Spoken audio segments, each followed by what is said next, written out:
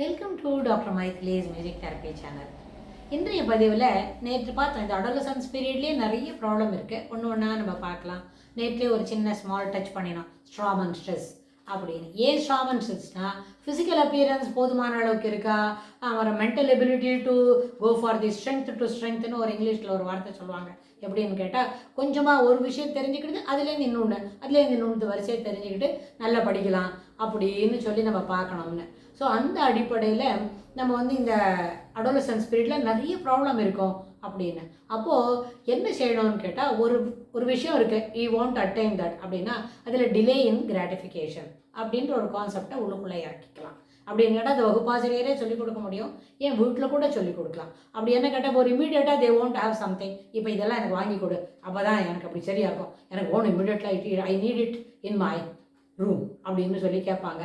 ஆனால் அது என்ன சொல்லலாம், இப்போ இன்றைக்கி தானே புதன்கிழமை ஆகிடுது, இன்றைக்கி புதன்கிழமை வேண்டாம், 2 நாள் கழிச்சு next Wednesday it will be என்ன, அதுக்கு உண்டான ஏற்பாடெல்லாம் பண்ணி ஐ shall see it reaches you அப்படின்னு அம்மாவோ அப்பாவோ சொல்லிக் கொடுக்கலாம்.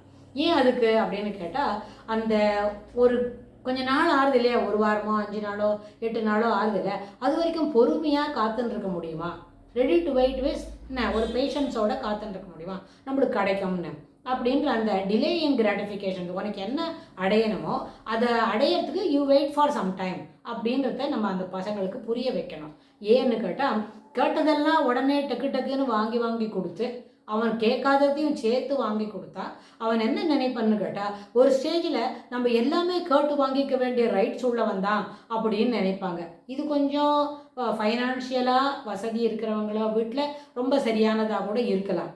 இது அவங்களுக்கு இந்த கான்செப்ட் சொன்னாலே கூட ஏற்றுக்க மாட்டாங்களா இருக்கும். ஆனால் சாதாரண பொதுவாக ஒரு மிடில் கிளாஸில் இருக்கோம் அப்படின்னு சொன்னால், நம்ம அப்பாவுக்கு இது முடியுமா, நம்மளுக்கு வாங்கி தருவாங்களா, இல்லை நம்ம அம்மா கையில் கேட்டாக்க அம்மா ஒருவேளை தவறாக நினைப்பாங்களா அப்படின்றத மனசில் வாங்கிட்டு அப்புறமா தன்னுடைய ரெக்குயர்மெண்ட்ஸை பற்றியும் தன்னோட நீட்ஸ் பற்றியும் அவங்க சொல்கிறது சரியாக இருக்கும். அந்த மாதிரியே பிள்ளைங்களை என்ன பண்ணலாம், 12-13 வயசுலேருந்து அப்படி வளர்த்துக்கிட்டு வரலாம். என்ன காரணம் இதை சொல்லி கொடுக்கறதுக்கு அப்படின்னு கேட்டால், தனக்கும் சில செய்திகளோ சில சாமானோ சில இன்னும் தேவையான ஒரு ரிக்குயர்மெண்ட்ஸ் என்ன தேவை என்ன வேணுமோ அது என்ன இருந்தாலும் அதை என்ன செய்யலாம், கொஞ்ச நாள் 1 வாரமோ 10 நாளோ 12 நாளோ, இல்லை அவங்களுக்கெல்லாம் மந்த்லி இன்கம் தான் முக்கியம்னு சொன்னால் எவ்ரி ஃபர்ஸ்ட் வீக் ஆஃப் மந்த்தோ அது வரைக்கும் காத்துன்னு இருந்து அம்மாவை கேட்டு பார்த்து can we make it this month அப்படின்னு வெயிட் பண்ணி கேட்டு வாங்கிக்கிறது ரொம்ப சிறப்புடையதாக இருக்கும். அதை விட்டு நம்ம வேண்டும் போதெல்லாம் கேட்குறோம், கேட்ட போதெல்லாம் வாங்கி கொடுக்குறாங்க அப்படின்னு சொன்னால், ஒரு சில நேரத்தில் சில முக்கியமான சமாச்சாரம் அவனுக்கு கிடைக்கல, ஒரு செய்தி அவனால் அட்டைன் பண்ணிக்க முடியல, அவன் ஏதோ ஒன்று கேட்குறான், அது அவனுக்கு கிடைக்காத போகிறதுன்னா அப்போ அவனுக்கு என்ன தோணுன்னா, அது எப்படி எனக்கு கொடுக்காத போவாங்க, இத்தப்பர் நான் என்ன செய்துடுறேன் பாருன்னு அவன் என்ன பண்ணுவான், ஒரு வெகுண்டு எழக்கூடிய ஒரு பெரிய அளவுனான ஆங்கர் வரும். அந்த ஆங்கருக்கு ஒரு ரீசனே இருக்காது, ரொம்ப ட்ரைவியல் ரீசன். ஆமாம், சில நேரத்தில் டெய்லி என்ன பண்ணுவாங்க, ஒரு சாக்லேட் வாங்கி தருவான், 35 ரூபா கொடுத்து டெய்லி ஒரு சாக்லேட் வாங்கி சாப்பிட்றான்னு சொன்னால் அது சாதாரண விஷயந்தான். ஒரு 2-3 நாளைக்கு கிடைக்காது தான், 1 மாதம் வாங்கி தர மாட்டாங்க தான், அவனோட பல்லு கட்டு போயிடும்னு சொல்லியோ ஏதாவது ஒரு ரீசன் சொல்லி சுகவீனமாக இருக்குது, ஜுரம் வந்திருக்கு அப்படின்னு சொல்லி அது தட் வில் பி கர்டைல்டு அப்படின்னு சொன்னால், அப்போ அந்த குழந்தைகள் அதை புரிஞ்சுக்கணும் தான்.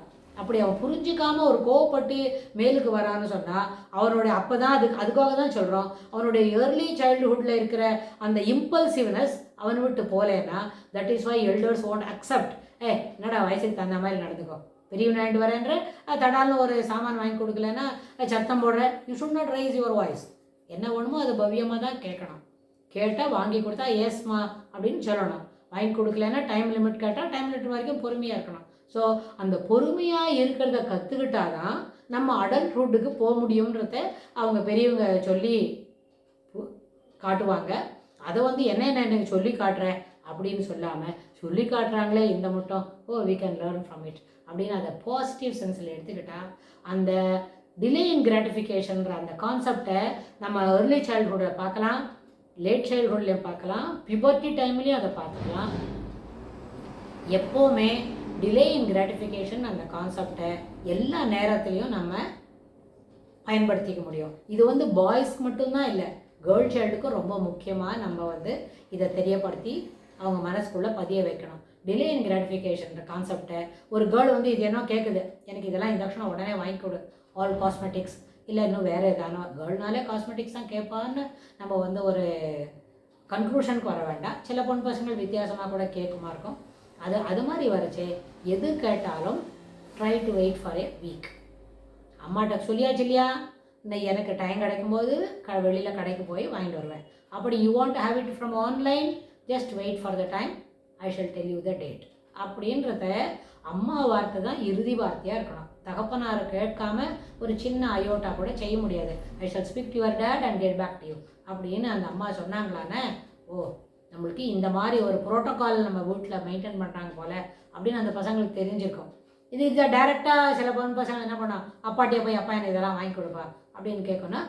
கண்டிப்பாக வெயிட் பண்ண தங்கம், அம்மாட்ட கேட்டுட்டு என்றைக்கு ஆர்டர் பண்ணலான்னு சொல்கிறேன் அப்படின்னு அந்த தகப்பனாருன்னு சொன்னால் இட் மெர்ஜஸ். ஸோ என்ன ஆகும், இந்த டிலே இன் கிராட்டிஃபிகேஷன்ற அந்த வார்த்தையை வேணும், you'll be given every thing. அப்போ என்ன பண்ணலாம், இதெல்லாம் வேணும் என்ன சொன்னால் இந்த மாதிரி உன்னோட பர்ஃபார்மன்ஸ் கிளாஸ் ரூமில் இருக்கணும்.